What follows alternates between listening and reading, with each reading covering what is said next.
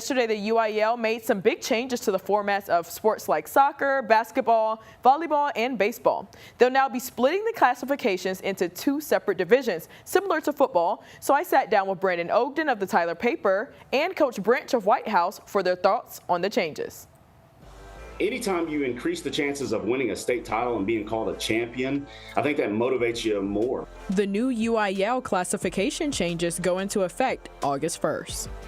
It'll eliminate a round of the playoffs. It also will add more state champions. So for basketball, we used to have 6 state champions. Now we'll get 12. For baseball, softball, and volleyball, go from 6 to 11.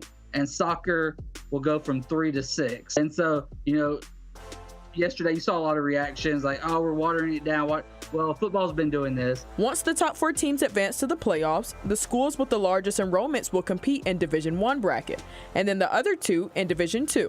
It just gives people a chance to compete for championships against schools their own size, closer to it. It helps level the playing field a little bit, and there's some schools that will really see some benefits in deeper playoff runs and playing for state titles in the next couple of years that maybe haven't had that chance before. Speaking of leveling the playing field, the White House baseball squad has been solid every season but still has never won a state championship.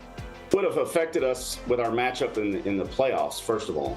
We wouldn't have played Forney. We would have played someone else. And I can say that because Forney and their head coach and I are really good friends, but it was a matchup that needed to take place in the 5th round, not the 2nd round.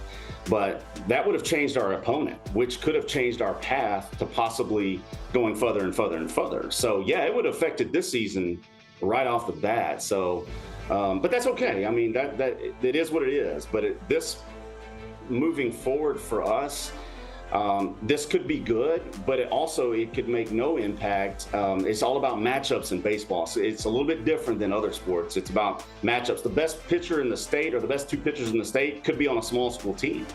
So you just don't ever know. But I like our chances better playing schools that are our size rather than 800 more kids. Now, these new changes don't guarantee a spot at state, but it does give hope to the athletes. Well, first of all, they're teenagers, so you really don't know what they think about half the time. And it's eye-opening for the kids because they are smart. I know I make fun right there, but they're very smart. They know who's out there. They know what teams are out there. And so they're really, really smart. So, yeah, more opportunities gives them more hope. But at the same point in time, it won't change the way we prepare. It won't change the way that we build our culture and whatnot.